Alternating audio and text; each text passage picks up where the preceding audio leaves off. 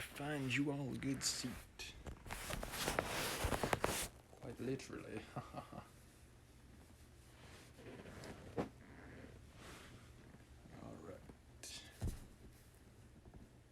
As promised,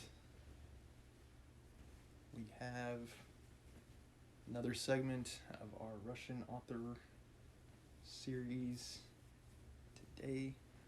I hope you've all been enjoying the series. Regardless, however you feel, whatever you think, let me know. That's what the chat's for. Yeah. And hey, I think we're making pretty good segue in Crime and Punishment. I think we're about 32% of the way through already. Yeah, War and Peace. We're only about 15% of the way through. But yeah, it's a pretty long one. But as always, thank you for joining me. And yeah, we do have other books that we could do for this series, like Household Tales, Brothers Grimm, Leaves of Grass by Walt Whitman I have. But I think the reason I chose these books at the same time is because they're both pretty well-renowned Russian authors, and I think it's just interesting to examine different cultures at different points in history. So, yeah, without further ado, let's dive into Chapter 7, Crime and Punishment. And let's see. Yeah, so Raskolnikov has decided that he's going to go to the police station and, quote unquote, that it would soon all be over. All soon be over, sorry. Sometimes I do that where it's like, I paraphrase or switch words around. I try to minimize when I do that. I think the reason I do is because my brain just kind of like rearranges the words sometimes. And funnily enough, it oftentimes has the exact same meaning. So, yeah, it's not really that different.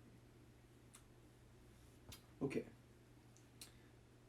We'll see if Raskolnikov actually does go to the police station, because thus far he's had, I think, some level of pride about being able to avoid the punishment for his crime. He's seen as being enthusiastic about the subject of the murders. Like, that's when his interest is piqued, when other people are talking to him about it. And other people have seen it and they're like, what? Why is he so fascinated in this?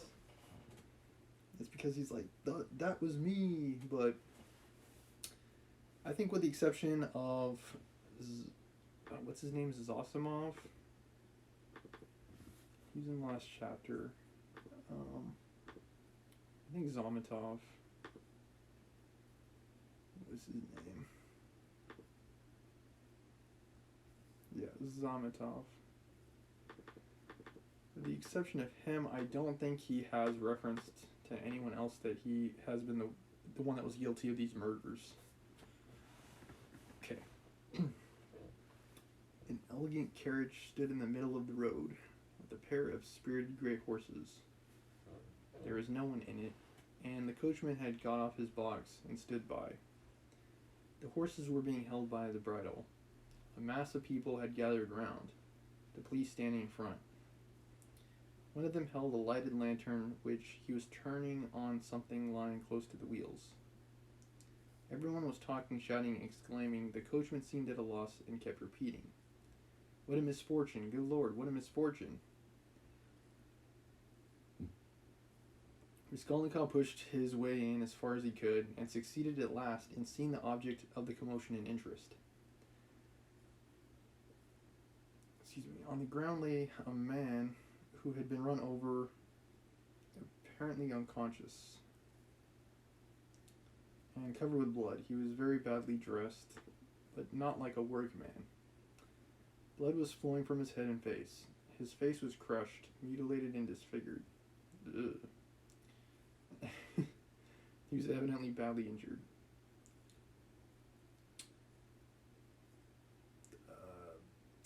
Yeah, probably not fun in those days, getting hit by a carriage. Merciful heaven, wailed the coachman. What more could I do? If I'd been driving fast or had not shouted to him, but I was going quietly, not in a hurry. Everyone could see I was going along just like everybody else. A drunken man can't walk straight, we all know. I saw him crossing the street, staggering and almost falling. I shouted again, and a second and third time. Then I held the horses in, but he fell straight under their feet. Either he did it on purpose or he was very tipsy. It reminds me of this story I saw recently on TikTok and on YouTube. Apparently there was a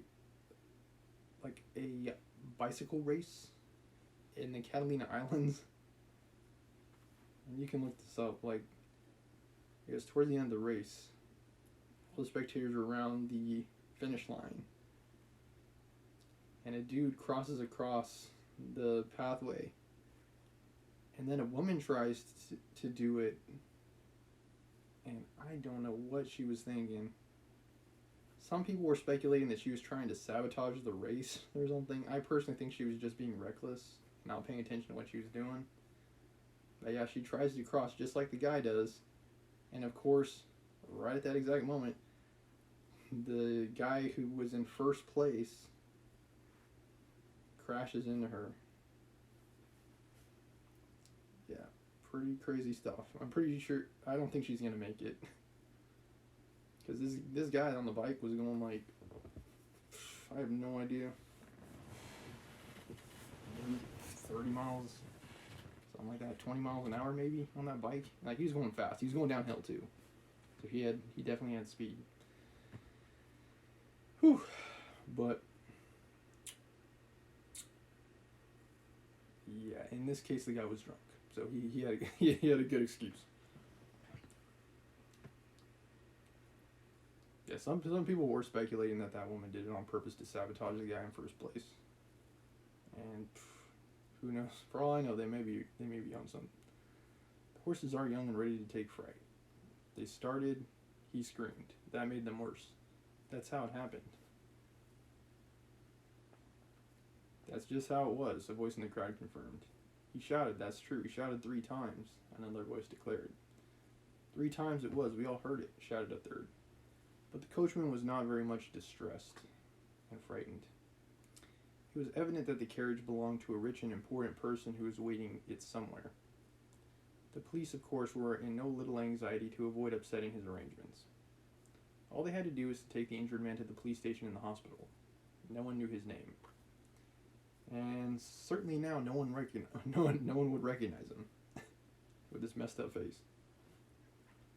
Meanwhile, Raskolnikov had squeezed in and stooped closer over him. The lantern suddenly lighted up the unfortunate man's face. He recognized him. I know him, he shouted, pushing to the front. It's a government clerk retired from the service, Marmeladov. What's the last time we saw Marmeladov? I'm not sure I can remember. I want to say it was the police station, but I don't know, I could be wrong about that. He lives close by in Kozel's house. In a case for a doctor. I'll pay, see? He pulled money out of his pocket and showed it to the policeman. He was in violent agitation. The police were glad that they had found out who the man was. Raskolnikov gave his own name and address, and as earnestly as if it had been his father, he besought the police to carry the unconscious Marmeladov to his lodging at once. As you would recall, Raskolnikov's dad died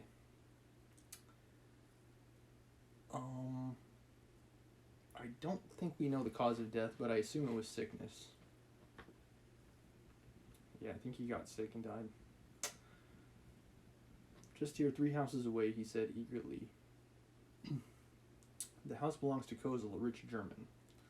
He was going home, no doubt drunk. I know him. He's a drunkard. He has a family there, wife, children. He has one daughter. It will take time to take him to the hospital, and there's sure to be a doctor in the house. I'll pay, I'll pay. At least he will be looked after at home. They will help him at once. But he'll die before you get him to the hospital. He managed to slip something unseen into the policeman's hand. But the thing was straightforward and legitimate, and in any case, help was closer here. They raised the injured man. People volunteered to help. Kozl's house was 30 yards away. Raskolnikov walked behind, carefully holding Marmeladov's head and showing the way. This way, this way. You must take him upstairs, head foremost. Turn round. I'll pay. I'll make it worth your while, he muttered. Yeah, I honestly do not know why Raskolnikov has all of a sudden had this, stroke of goodwill. Why he's become, such a goody-goody. All of a sudden, in previous chapters, I don't think he would have done this. He just didn't really seem very, friendly. And it's now it's he's his best friend, so I don't know. I don't know what's going through his head. Katerina Ivanovna had just begun, as she always did at every free moment, walking to and fro in her little room from window to stove and back again, with her arms folded across her chest, talking to herself and coughing. Of late she'd begun to talk more than ever to her eldest girl, Polenka, a child of 10 who, though there was much she did not understand, understood very well that her mother needed her, and so always watched her with her big clever eyes, and strove her utmost to appear to understand. This time Polenka was undressing her little brother, who had been unwell all day and was going to bed. The boy was waiting for her to take off his shirt, which had to be washed at night. He was sitting straight and motionless on a chair, with a silent, serious face, with his legs stretched out straight before him, heels together and toes turned out. He was listening to what his mother was saying to his sister, sitting perfectly still with pouting lips and wide open eyes, just as all good little boys have to sit when they are undressed to go to bed. A little girl, still younger, dressed literally in rags, stood at the screen waiting for her turn. The door onto the stairs was open to relieve them a little from the clouds of tobacco smoke which floated in from the other rooms, brought on long terrible fits of coughing in the poor consumptive women. Consumption is we're introduced to someone in the first chapter. I can't really remember his name, but he has a wife. She had consumption. She died of it. Consumption is another way of saying TB, tuberculosis. And yeah, it's like a lung infection. They call it consumption because, if I can remember, it makes people look skinnier.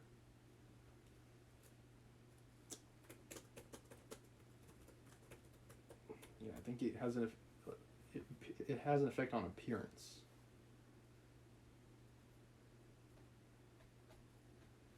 TB is also called the captain of all these men of death.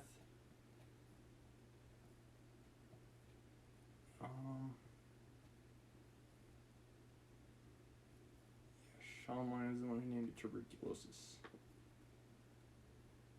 Yeah, weight loss is the reason why they call it consumption.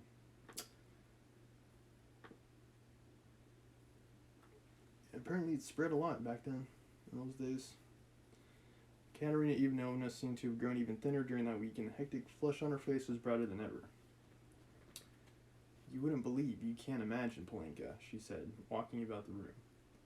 What a happy, luxurious life we had in my papa's house, and how this drunkard has brought me and will bring you all to ruin.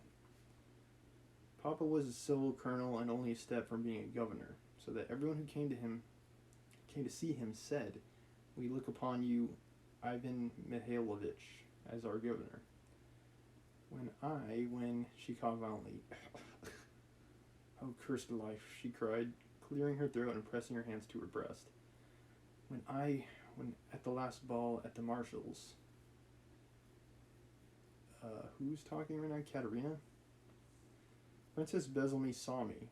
who gave me the blessing when your father and I were married, Polinka, she asked at once.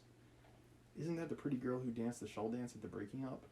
You must mend that tear. You must take your needle and darn it as I showed you, or tomorrow. He will make the hole bigger, she articulated with effort. Prince Shigalsky.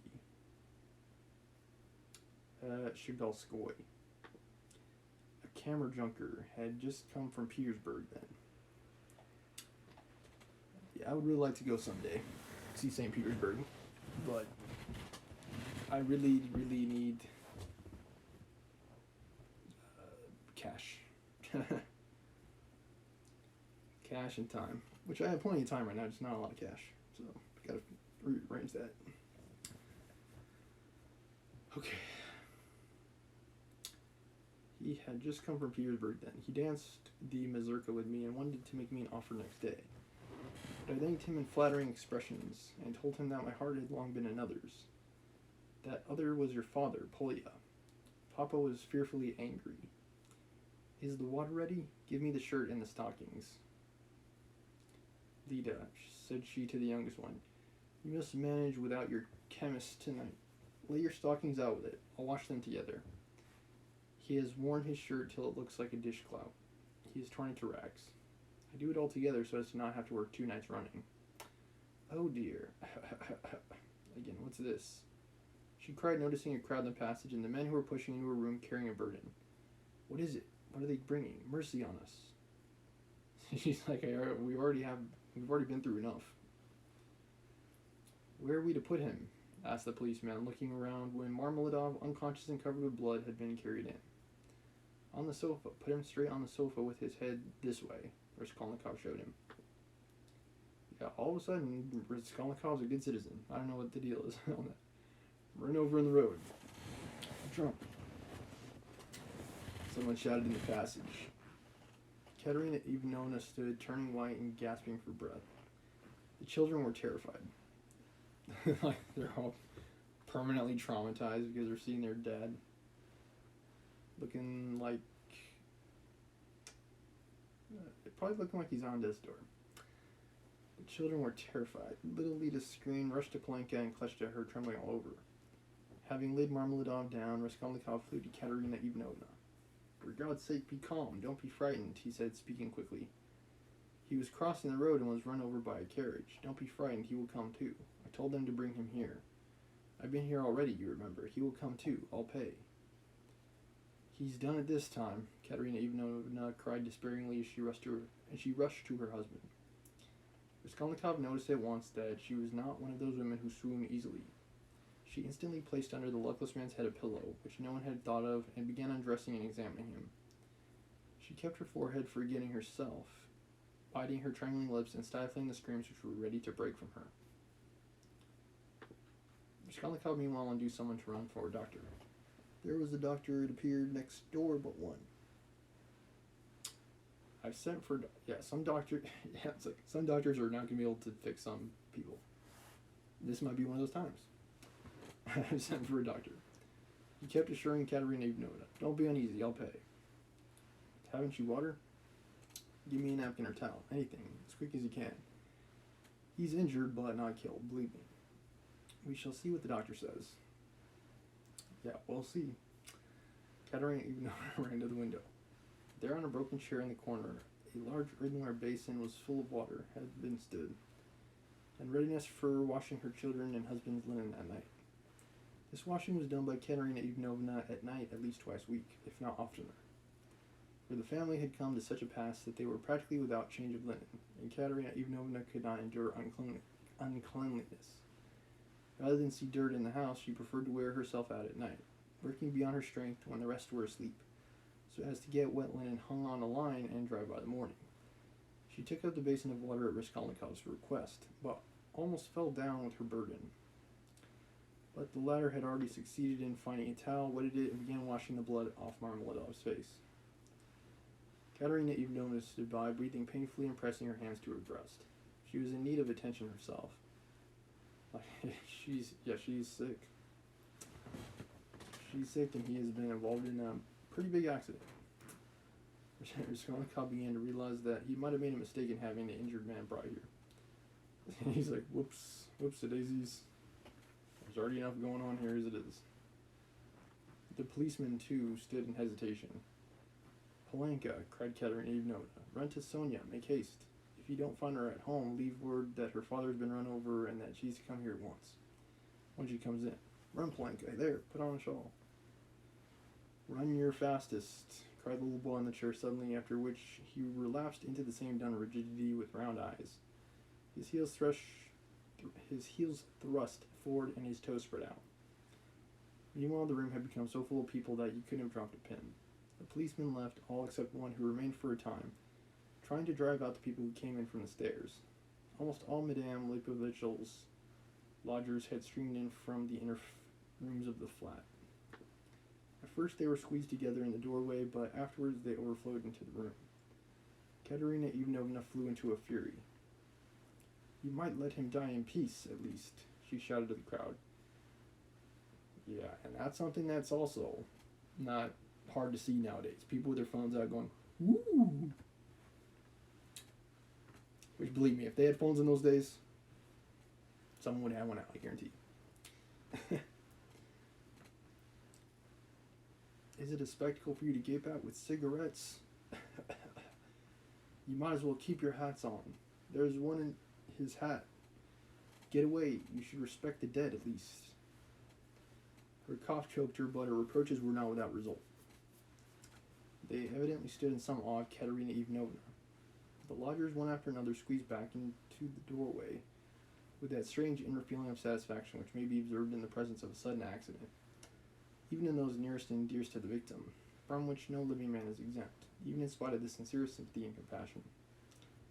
Voices outside were heard, however, speaking of the hospital and saying that they had no business to make a disturbance here. No business to die, cried Katerina Ivanovna, and she was rushing to the door to vent her wrath upon them. But in the doorway came face to face with Madame Lipovitchel, who had only just heard of the accident and ran in to restore order. She was a particularly quarrelsome and irresponsible German. Oh my God, she cried, clasping her hands. Your husband drunken horses have trampled. Kind of interesting interesting choice of words she has. Your husband drunken horses have trampled. When in reality, it's the other way around. The horses trampled her drunk husband. To the hospital with him. I am the landlady. Amelia Ludwigovna, I beg you to recollect what you're saying. Katerina Ivanovna began haughtily. She always took a haughty tone with the landlady, that she might remember her place, and Ivanov could not deny her this satisfaction. Amelia Ludwigovna.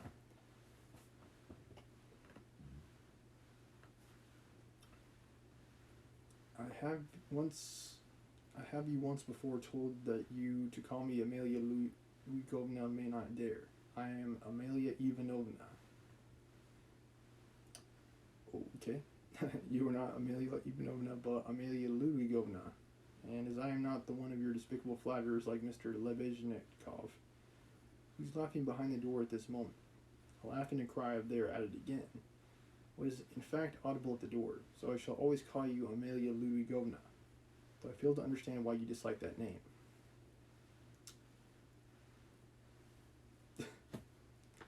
You can see for yourself what has happened to Semyon Zaharovich. He's dying. I beg you to close that door at once and to admit no one. Let him at least die in peace, or I warn you the Governor General himself shall be informed of your conduct tomorrow. The Prince knew me as a girl. He remembers Semyon Zaharovich very well. Has often been a benefactor to him. Everyone knows that Semyon Zaharovich has many friends and prosecutors, whom he abandoned himself from an honorable pride, knowing his unhappy weakness.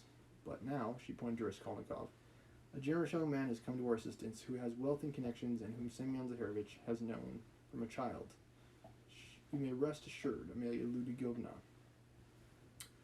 All this was uttered with extreme rapidity, getting quicker and quicker, but a cough suddenly cut short Katerina Ivanovna's eloquence. But that distant... And one thing I really like about Crime and Punishment in comparison to War and Peace is it's about, like, the common folk. Like, it's not about, like, Russian royalty. Although there are like some people who are, rich and well-to-do, like Peter Petrovich.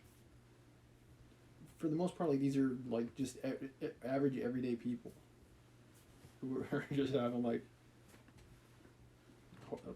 who are struggling through life. It's easier to relate to, basically, like Crime and Punishment. Okay. All this was uttered with extreme rapidity. At that instant, the dying man recovered consciousness and uttered a groan. She ran to him.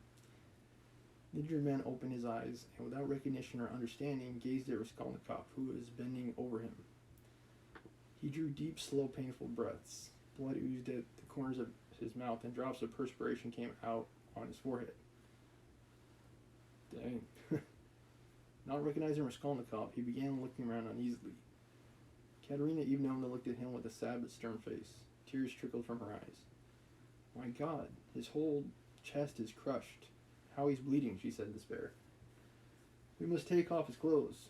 Turn a little, Semyon Zaharovich, if you can, she cried to him.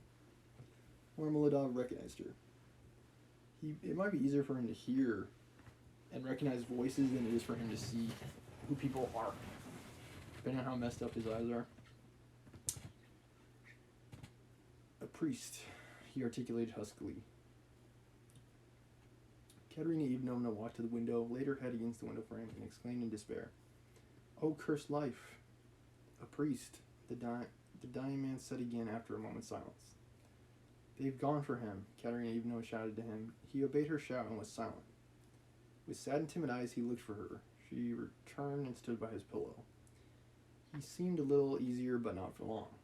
Soon his eyes rested on little Lida, his favorite, who was shaking in the corner, as though she were in a fit, and staring at him with her wondrous childish eyes. He signed towards her uneasily. He wanted to say something. "What now?" cried Katerina Ivanovna. "Barefoot, barefoot," he muttered, indicating with frenzied eyes the child's bare feet.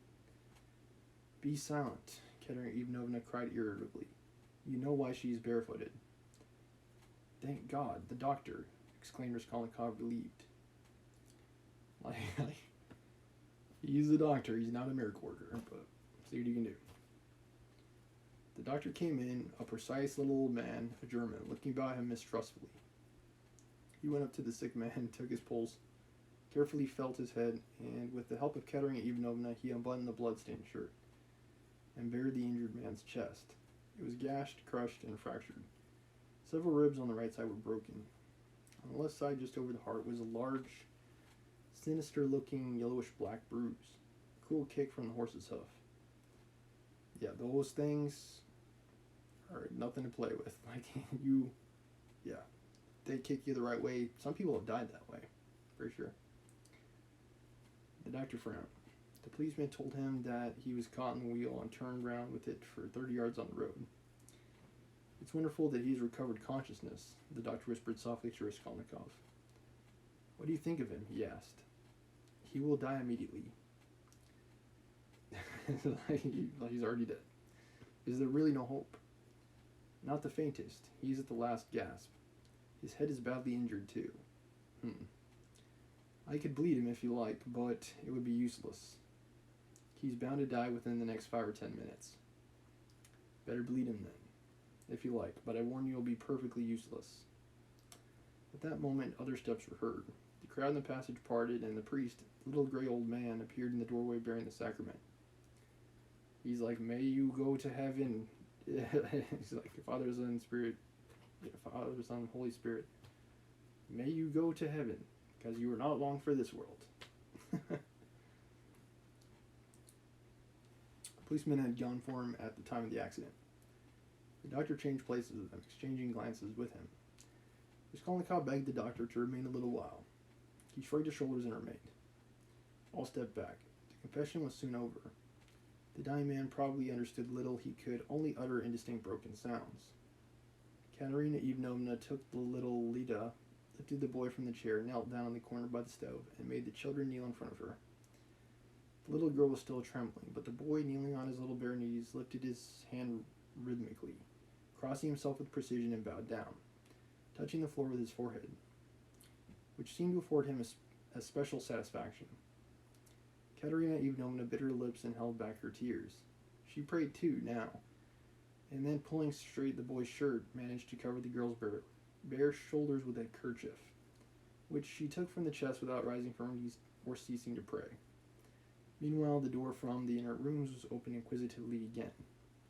In the passage, the crowd of spectators from all the flats on the staircase grew denser and denser, but they did not venture beyond the threshold.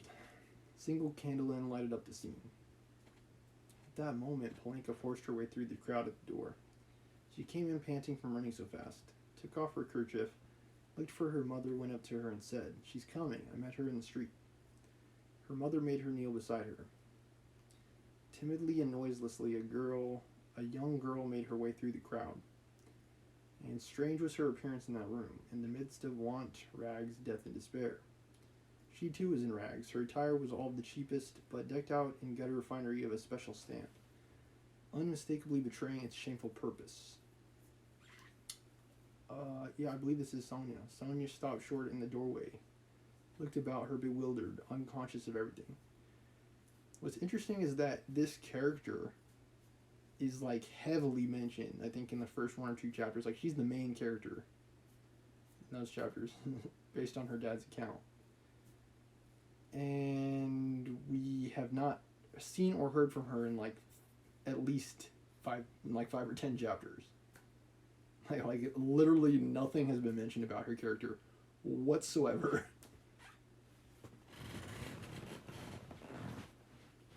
And she just comes out of the blue in this chapter.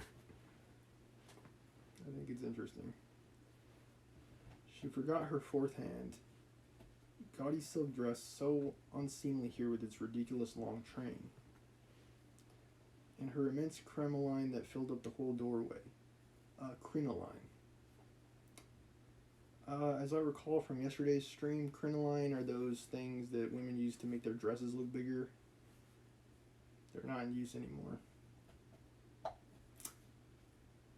In her light-colored shoes. The parasol she brought with her, though, was no use at night.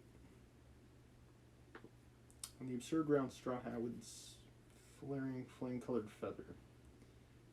Under this rakishly tilted hat was a pale, frightened little face with lips parted and eyes staring in terror. Sonia was a small, thin girl of 18 with fair hair, rather pretty with wonderful blue eyes. She looked intently at the bed and the priest. She, too, was out of breath with running. At last, whispers, some words in the crowd probably reached her. She looked down and took a step forward into the room, still keeping close to the door. The service was over. Katerina Ivanovna went up to her husband again.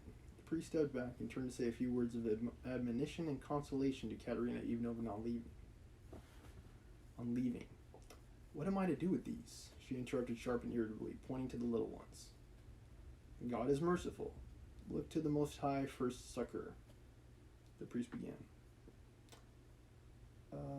Succor... Am I saying it correctly? Succor? Succor. Succor. Support. He's merciful, but not to us. Cue that song from Hunchback of Notre Dame. God help. What's the song? The poor and downtrodden. Yeah, God help the outcasts. Yeah, that song. I thought we all were children of God.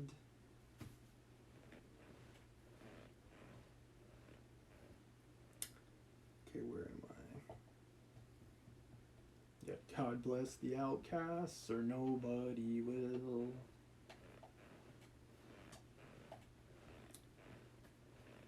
Okay. Yeah, he's merciful, but not to us. That's a sin, madam, observed the priest, shaking his head. And isn't that a sin? Cried Katerina Ivanovna, pointing to the dying man. Perhaps those who have involuntarily caused the accident will agree to compensate you, at least, for the loss of his earnings. You don't understand. cried Katerina Ivanovna, angrily waving her hand. Why should they compensate me? Why? He was drunk and threw himself under the horses. What earnings? He brought us nothing but misery.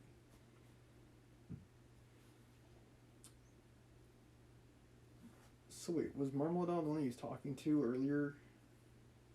I don't know, I can't remember. Yeah, I think it was, actually. I think he was the one. I think Sonia is Marmeladov's daughter. Now that I think about it. It's just much like Sonia, we haven't heard from him either. Like, most of the focus of the last, 10 chapters has been Raskolnikov and the double murder that he committed. Like, that's been most of the focus of the last, 10 chapters. We haven't seen or heard from Marmeladov or his family for most of that time. Okay, but anyway. Yeah, maybe they'll agree to compensate you. But why? He brought us nothing but misery. He drank everything away, the drunkard. He robbed us to yet drink. He wasted their lives and mine for drink. And thank God he's dying, one less to keep. You must forgive in the hour of death. That's a sin, madam. Such feelings are a great sin.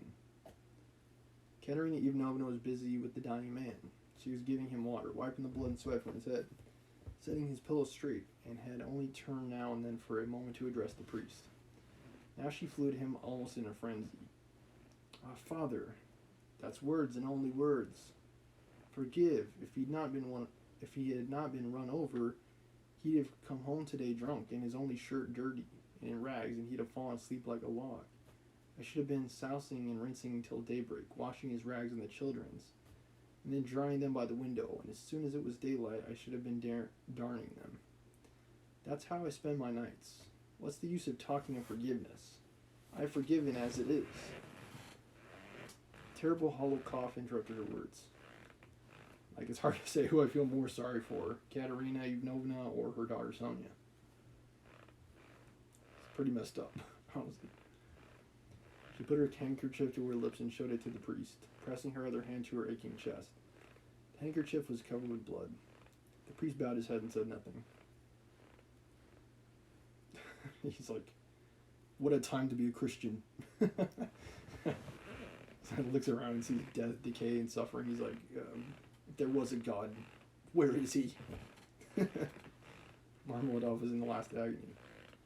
He did not take his eyes off the face of Katerina Ivanovna, who was bending over him again. He kept trying to say something to her. He began moving his tongue with difficulty and articulating indistinctly. But Katerina Ivanovna, understanding that he wanted to ask her forgiveness, called peremptorily to him. Peremptorily. Insisting on immediate attention or obedience, especially in a brusquely imperious way. Just do it, came the peremptory reply.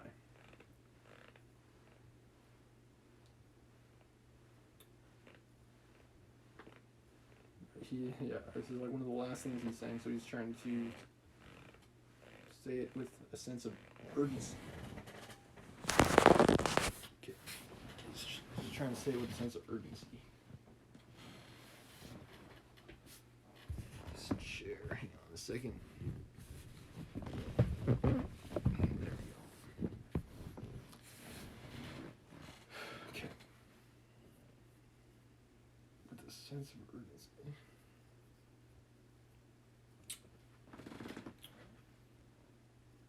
Be silent. No need. I know what you want to say. And the sick man was silent, but at the same instant, his wandering eyes strayed to the doorway, and he saw Sonia. Till then, he had not noticed her. She was standing in the shadow in a corner. Who's that? Who's that? He said suddenly in a thick, gasping voice. In agitation, turning his eyes in horror towards the door where his daughter was standing, trying to sit up. Lie down, cried Katerina Ivanovna. With unnatural strength, he had succeeded in propping himself on his elbow. He looked wildly and fixedly for some time on his daughter, as though not recognizing her. He had never seen her before in such attire. Suddenly he recognized her, crushed and ashamed in her humiliation and gaudy finery, meekly awaiting her turn to say goodbye to her dying father. His face showed intense suffering. Sonia, daughter, forgive, he cried. And he tried to hold out his hand to her, but losing his balance, he fell off of the sofa, face downwards on the floor. They rushed to pick him up. They put him on the sofa, but he was dying.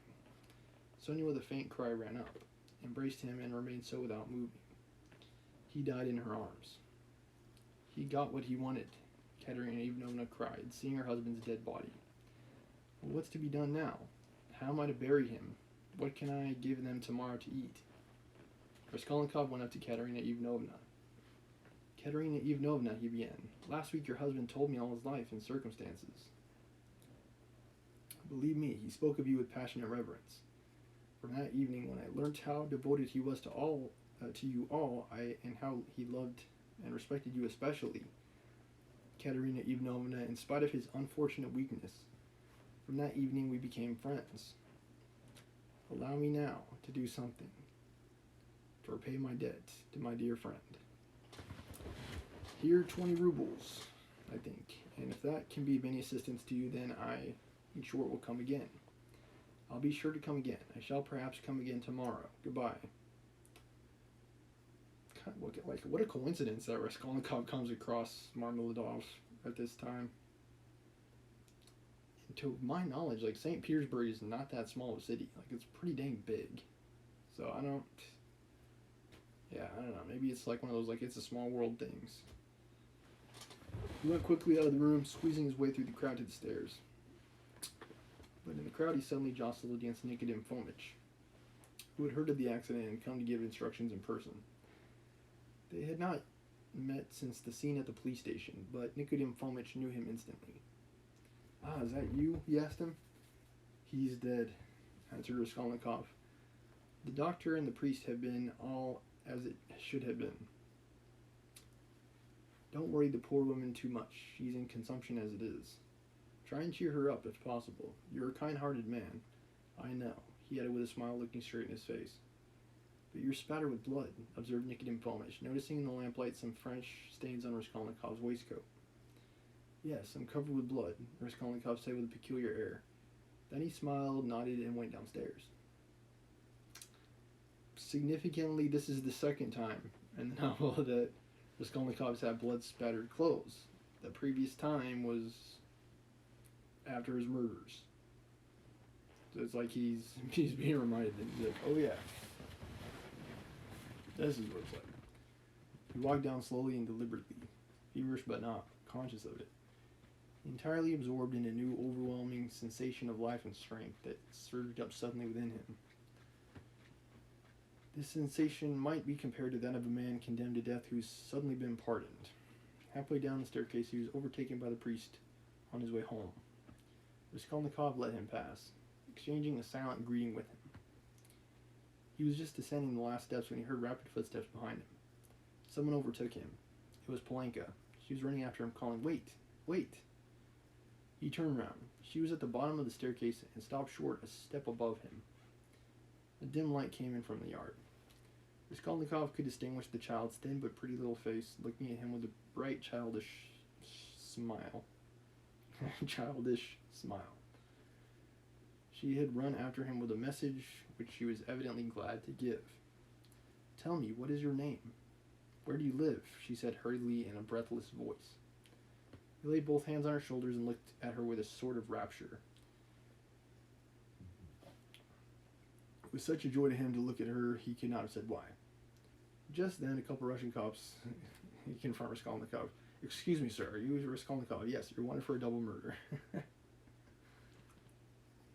No, it doesn't say that. I'm just joking.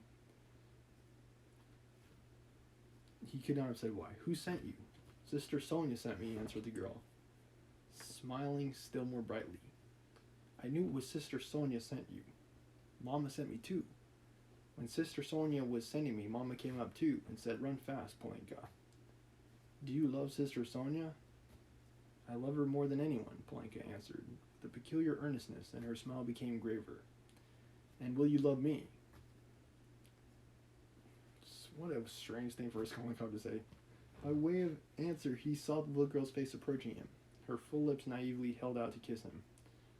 Suddenly her arms as thin as sticks held him tightly, her head rested on his shoulder, and the little girl wept softly, pressing her face against him. I'm sorry for father, she said a moment later, raising her tear-stained face and brushing away the tears with her hands. It's nothing but misfortunes now. There is so much freaking tragedy that has befallen this family, it's not even funny. She added suddenly with that peculiarly sedate air which children try hard to assume when they want to speak like grown-up people. This is a tragedy-stricken family. Did your father love you? He loved Lita most, she went on very seriously without a smile, exactly like grown-up people. He loved her because she's little and because she's ill too. He always used to bring her presents, but he taught us to reading me grammar and scripture too, she added with dignity. Mother never used to say anything, but she knew that she liked it and father knew it too. Mother wants to teach me French, for it's time my education began. And do you know your prayers?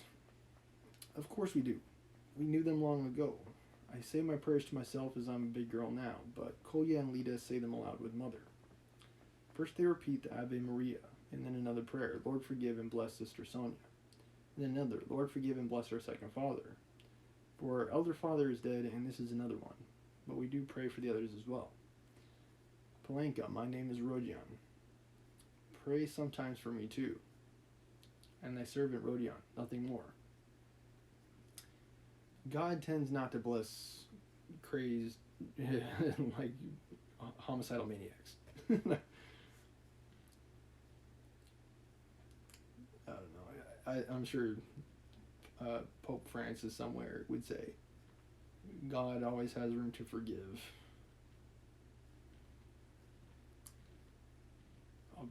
There's always room for redemption. I'll pray for you all the rest of my life, the little girl declared hotly. Suddenly smiling again, she rushed to him and hugged him warmly once more. Raskolnikov told her his name and address, and promised to be sure to come next day. The child went away quite enchanted with him. It was past 10 when he came out into the street. In 5 minutes he was standing on the bridge at the spot where the woman had jumped in. Enough, he pronounced resolutely and triumphantly. I've done with fancies, imaginary terrors and phantoms. Life is real. Haven't I lived just now? My life had not yet died with that old woman. The kingdom of heaven to her. And now enough, madame. Leave me in peace. Now for the reign of reason and light, and of will and of strength. And now we will see. We will try our strength. He added defiantly, as though challenging some power of darkness. I was ready to consent to live in a square of space. I'm very weak at this moment, but I believe my illness is all over. I knew it would be over when I went out. By the way, Potchnikov's house is only a few steps away. I certainly must go to Razmahin, even if it were not close by. Let him win his bet. Let us give him some satisfaction, too. No matter. Strength. Strength is what one wants. You can get nothing without it, and strength must be won by strength. That's what they don't know, he added proudly and self-confidently, and he walked with flagging footsteps from the bridge. Pride and self-confidence grew continually stronger in him. He was becoming a different man every moment. What was it had happened to work this revolution in him? He did not know himself, like a man catching a straw. He felt suddenly that he too could live, that there was still life for him, that his life had not died with that old woman. Perhaps he was in too great a hurry with his conclusions, but he did not think of that. But I did ask her to remember thy servant Rodion in her prayers, the idea struck with him. Well, that was in case of emergency, he added, and laughed himself at his boyish sally. He was in the best of spirits. He easily found Razmahin. The new lodger was already known at Potchnikov's, and the porter at once showed him the way. Halfway upstairs, he could hear the noise and animated conversation of a big gathering of people. The door was wide open on the stairs. He could hear exclamations and discussion. Razmahin's room was fairly large. The company consisted of 15 people. Raskolnikov stopped in the entry where two of the landlady's servants were busy behind the screen with 2 samovars, bottles, plates, and dishes of pie and savories, brought up from the landlady's kitchen. Raskolnikov sent in for Razmahin. He ran out delighted. At the first glance it was apparent that he had a great deal to drink, and though no amount of liquor made Razmahin quite drunk, this time he was perceptibly affected by it. I'm much the same way. It's like I need to have a fifth of vodka probably to get drunk, and even then, I don't think I've ever been drunk for that matter. Listen, Raskolnikov hastened to say, I've only just come to tell you you won your bet, and that no one really knows what may happen to him. I can't come in. I'm so weak that I shall fall down directly. So good evening and goodbye. Come and see me tomorrow. Do you know what? I'll see you home. If you say you're weak yourself, you must. And your visitors? Who's the curly-headed one who's just peeped out? He? Goodness only knows. Some friend of Uncle's. I expected perhaps he has come without being invited. Like a bunch of random people just show up at your party. I'll leave Uncle with them. He's an invaluable person. Pity I can't introduce you to him now. Confound them all. They won't notice me. And I need a little fresh air, for you've just come in the nick of time. Another 2 minutes, and I should have come to blows. You're talking such a lot of wild stuff. You simply can't imagine what men will say. Though why shouldn't you imagine? Don't we talk nonsense ourselves and let them? That's the way to learn not to. Wait a minute, I'll fetch Zosimov. Zosimov pounced upon... Razumhin has already shown that he's a little bit stubborn. He's a little bit headstrong in a way. And when a bunch of people are getting drunk, I think those are probably the first people who get in fights. Like, what do you mean I didn't say that? What do you mean it's... You know, it's like...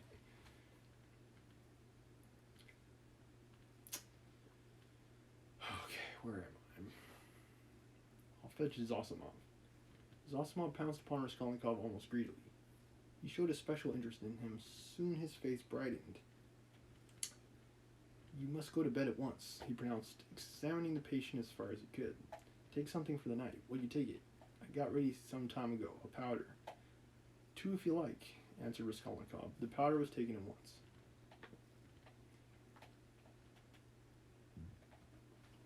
It's a good thing you're taking him home, observed Zosimov to Razumhin. We shall see how he is tomorrow. Today he's not at all amiss. A considerable change since the afternoon. Right? Like, he's a completely different person in this chapter for some reason. Do you know what Zosimov whispered to me when we were coming out? Razumhin blurted out as soon as they were in the street. I won't tell you everything, brother, because they're such fools. Zosimov told me to talk freely to you on the way and to get you to freely talk to me. Afterwards, I am to tell him about it, for he's got a notion in his head that you are mad or close on it. Only fancy. In the first place, you've 3 times the brains that he has. In the second, if you're not mad, you needn't care a hang that he has got such a wild idea. Thirdly, that piece of beef whose specialty is surgery has gone mad on mental diseases.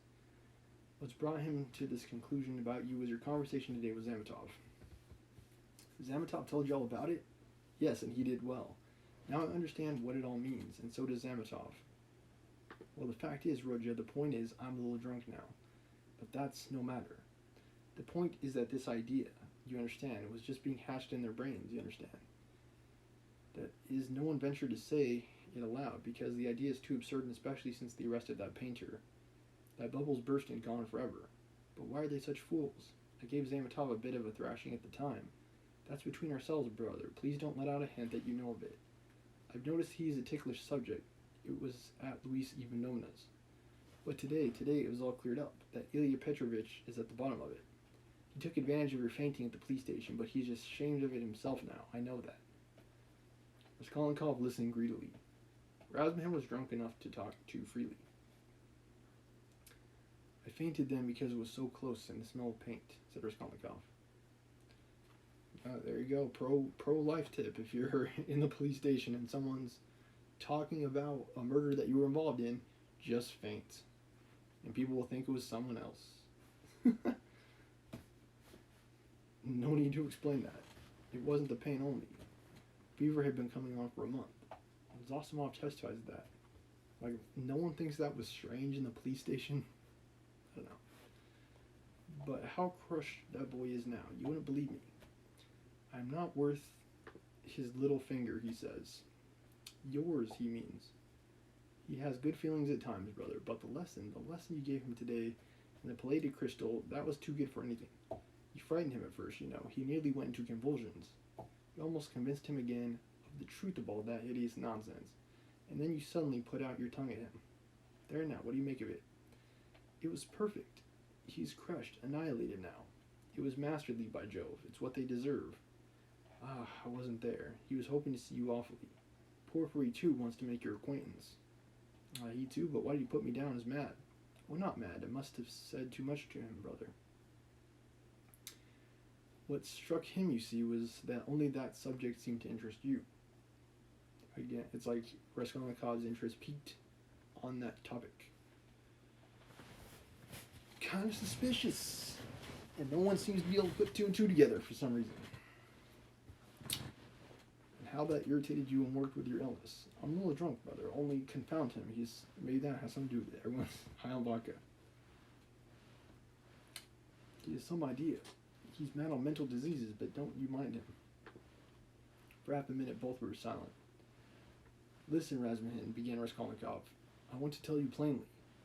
I've just been at a deathbed, a clerk who died. I gave them all my money. And besides, I've just been kissed by someone who, if I'd killed anyone, would just the same. In fact, I saw someone else there, with a flame-colored feather. But I'm talking nonsense. I'm very weak. Support me. We shall be at the stairs directly. What's the matter? What's the matter with you? Razumhin said anxiously. I'm a little giddy, but that's not the point. I'm so sad, like a woman. Look, what's that? Look. What is it? Don't you see? A light in my room, you see, through the crack. They were already at the foot of the last flight of stairs at the level of the landlady's door. They could, as a fact, see from below there's a light in Raskolnikov's garret. Queer. Nastasia, perhaps, observed Razumhin. She is never in my room at this time. She must be in bed long ago, but I don't care. Goodbye. What do you mean? I'm coming with you. We'll come in together. I know we're going in together, but I want to shake hands here and say goodbye to you here. So give me your hand. Goodbye. What's the matter with you, Rodya? I feel like Razumhin just did. Like, that's probably the number one question that he has for Raskolnikov. It's like, I don't even know you anymore. It's like he says that every single time that he meets Raskolnikov. What's gone into you, Rodya? What do you mean? I thought... like, Razumhin, come on. You gotta get ready to expect the unexpected with Raskolnikov. If you don't know that by now...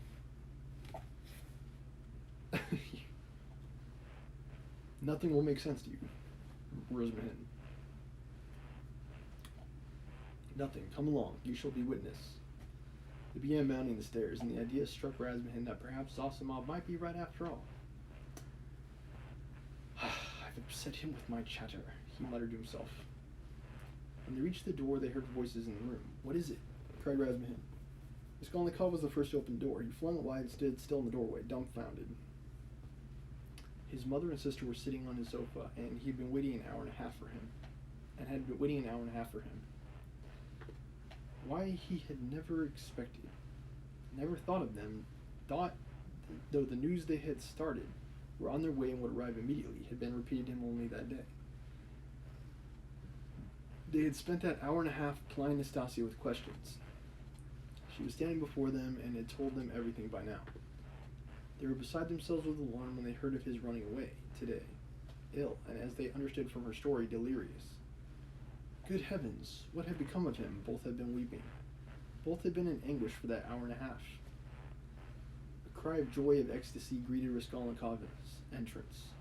Both rushed to him. But he stood like one dead. A sudden, intolerable sensation struck him like a thunderbolt. He did not lift his arms to embrace them. He could not. His mother and sister clasped him in their arms, kissed him, laughed, and cried. He took a step, tottered, and fell to the ground fainting. Anxiety, cries of horror, moans. Razumhin, who was standing in the doorway, flew into the room, seized the sick man in his strong arms, and in a moment had him on the sofa. I've almost never heard of a man who's so predisposed to fainting. Like, that just seems so strange to me. He's like, oh, my mother and sister, oh, mercy. It's like really, dude? Really? It's nothing, nothing. He cried to the mother and sister. It's only a faint, mere trifle. Only just now the doctor said he was much better, that he's perfectly well. Water. See, he's coming to himself. He's all right again. There was a time in my life where I was feeling lightheaded. I didn't quite faint, but I was feeling lightheaded. And it was on the day of my high school graduation. I'll never forget that. I think that's the closest I've ever come to fainting. And it's because I was dressed in formal attire. I had my long sleeve button-up shirt on, my tie on. Like, I already had 2 layers on. I had my undershirt like I'm wearing now, and then I had my long sleeve shirt on, my black pants, my belt, and on top of that, all my graduation stuff. And it was like 100 degrees out. And because of how many layers I had on and how hot it was, I was feeling lightheaded. Like, I was like, yeah, that. I should have either worn like a short sleeve shirt or fewer layers, or just had more water, I think, to drink. So I think I just wasn't drinking enough water. But yeah, that's the only time that I got even close to fainting, and I didn't quite faint at that time. And it could have also been the case that it was more likely for me to faint because of how many people were there. Like, when there's a lot of people, like either at a party or event or something like that, like, it's naturally hotter because of all the people around you and all of their body heat, like, adding to it. And plus it was a hot summer day, and it's like Southern California. Whew. Yeah, the recipe. That was a recipe. Alright, anyway. It's nothing. Only a faint, a mere trifle. Only just now the doctor said he was much better, that he's perfectly well. Water. See, he's coming to himself. He's all right again. Seizing Dunya by the arm so that he almost dislocated it, he made her bend down to see that he was all right again. The mother and sister looked on him with emotion and gratitude, as their providence. They had heard already from Nastasia all that had been done for the Rodya during his illness, by this very competent young man, as Pulcheria Alexander Raskolnikov called him that evening in conversation with Dunya. And we're moving on to Book 3, aka Part 3, for tomorrow's. Long chapters in Crime and Punishment. But we're over a third of the way through the book, so we're making progress. Okay, I'm going to take a quick break, BRB, and then we'll begin in War and Peace. Thank you for watching.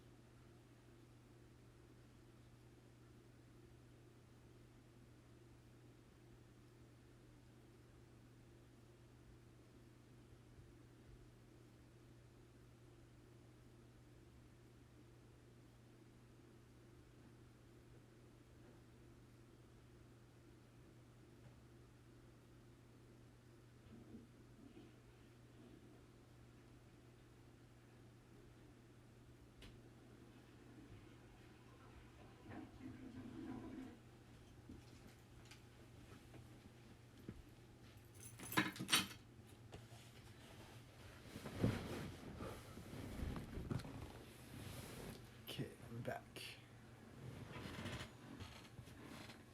Chapter 19. War and Peace. Expect there to be more bloodshed. The attack of the 6th Chasseurs secured the retreat of our right flank. And the Saint Artutian's forgotten battery, which had managed to set fire to the Sean Grebern village, delayed the French advance. The French were putting out the fire which the wind was spreading. Thus gave us time to retreat. The retirement of the center to the other side of the dip in the ground at the rear was hurried and noisy, but the different companies did not get mixed. But our left, which consisted of the Azov and Podolsk infantry and the Pavlograd hussars, was simultaneously attacked and outflanked by superior French forces under Lannes and was thrown into confusion. Bagration had sent Zherkov to the general commanding that flank, with orders to retreat immediately. Zherkov, now removing his hand from his cap, turned his horse about and galloped off. But no sooner had he left Bagration than his courage failed him. He was seized by panic and could not go where it was dangerous. Having reached the left flank, instead of going to the front where the firing was, he began to look for the general and his staff where they could not possibly be, so did not deliver the order. The command of the left flank belonged by seniority to the commander of the regiment, Kutuzov, had reviewed at Braunau, and in which Dolokhov was serving as a private. But the commander of the extreme left flank had been assigned to the commander of the Pavlograd regiment, in which Rostov was serving, and a misunderstanding arose. Two commanders were much exasperated with one another, and long after the action had begun on the right flank and the French were already advancing, were engaged in discussion with the sole object of offending one another. But the regiments, both cavalry and infantry, were by no means ready for the impending action. Now that's not good. From private to general, they were not expecting a battle, and were engaged in peaceful occupations, the cavalry feeding the horses and the infantry collecting wood. He higher is than I in rank, said the German colonel of the hussars, flushing and addressing an adjutant who had ridden up. So let him do what he will. But they cannot sacrifice my hussars. Burglar, sounds the retreat. But haste was becoming imperative. Cannon and musketry, mingling together, thundered on the right and in the center, while the capotes of Lannes sharpshooters were already seen crossing the middle of them and forming up with twice the range of the musket shot. The general in command of the infantry went toward his horse with jerky steps. Having mounted, drew himself up, very straight and tall, and rode to the Pavlograd commander. The commanders met with polite bows, but with secret malevolence in their hearts. Once again, Colonel, said the general, I can't leave half my men in the wood. I beg of you, he repeated, to occupy the position and prepare for an attack. I beg of you yourself not to mix in what is not your business, suddenly replied the irate colonel. If you were in the cavalry, I am not in the cavalry, Colonel, but I am a Russian general, and if you are not aware of that fact...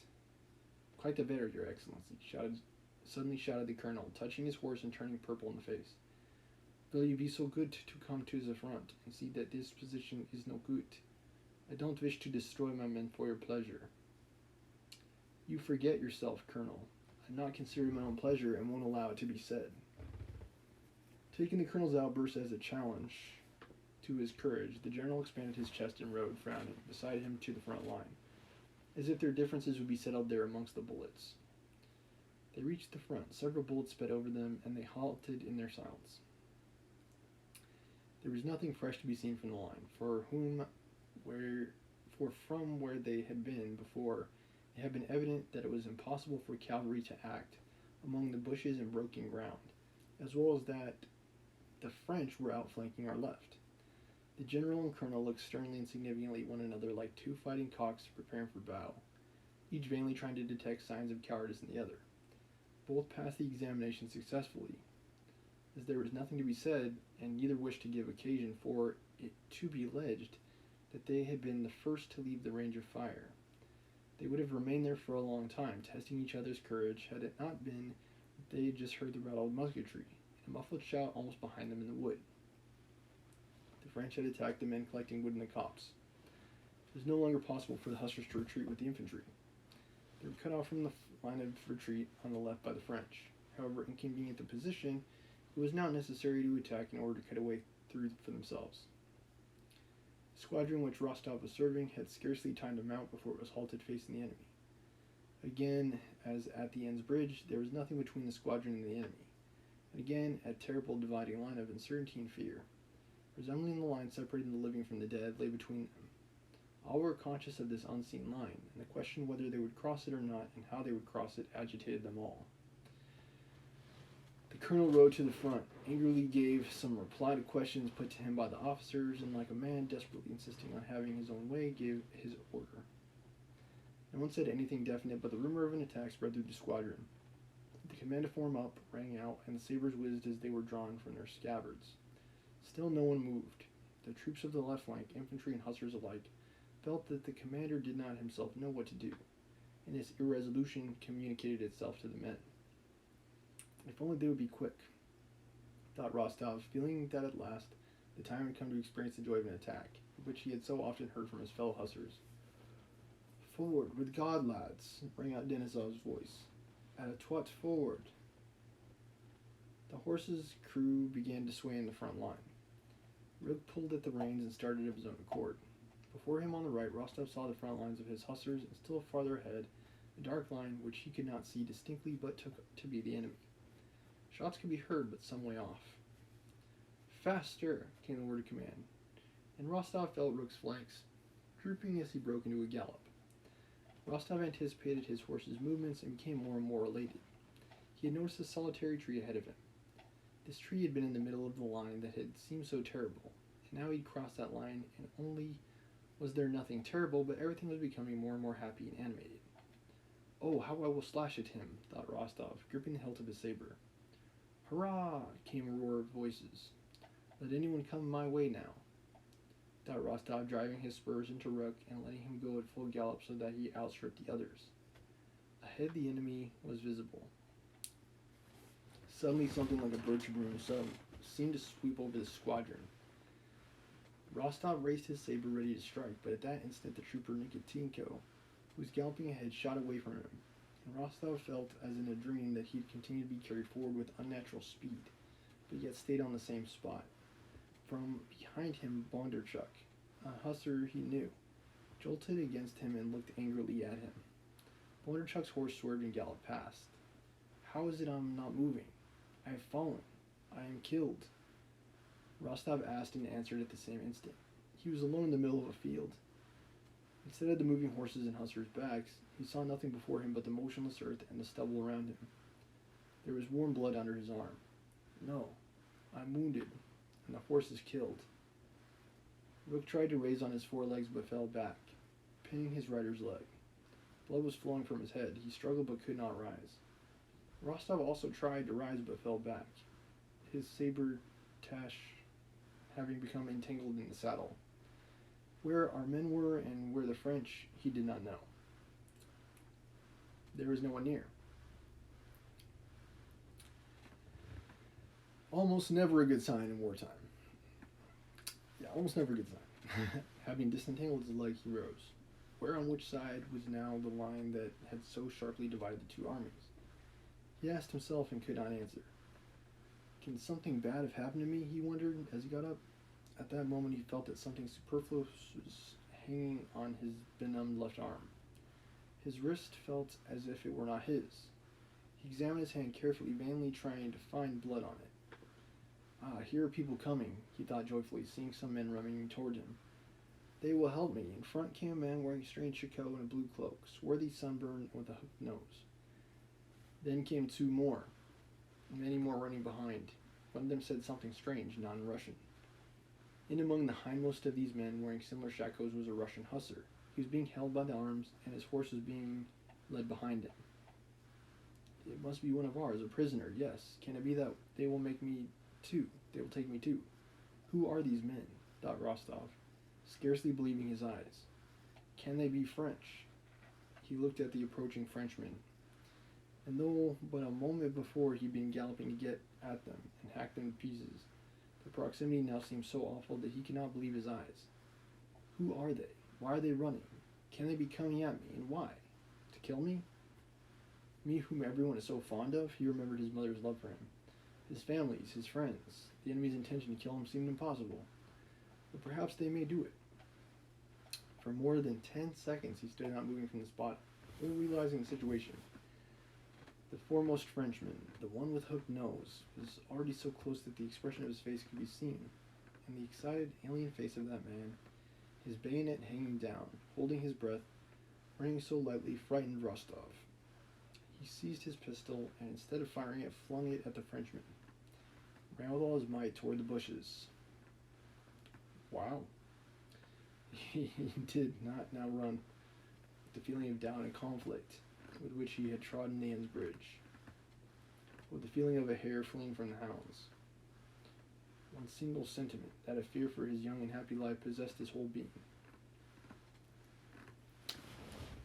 Rapidly leaping the furrows, he fled across the field with the impetuosity he used to show at catch play, now and then turning his good-natured, pale young face to look back. A shudder of terror went through him. No, better not look, he thought, but having reached the bushes, he glanced round once more. The French had fallen behind. Just as he looked around, the first man changed his run to walk, and, turning, shouted something loudly to a comrade farther back. Rostov paused. No, there's some mistake, thought he. They can't have wanted to kill me. But at the same time, his left arm felt as heavy as if a 70-pound weight were tied to it. He could run no more. The Frenchman also stopped and took aim. Rostov closed his eyes and stooped down. One bullet and then another whizzed past him. He mustered his last remaining strength, took hold of his left hand with his right, and reached the bushes. Behind those were some Russian sharpshooters. Alright, next time in chapter 20, we'll see if Rostov makes it. Yeah, I don't know. We'll have to see. I'll be right back with the exercise stream for today. It's about 11 o'clock here, so it might be shorter exercise stream. Stay tuned.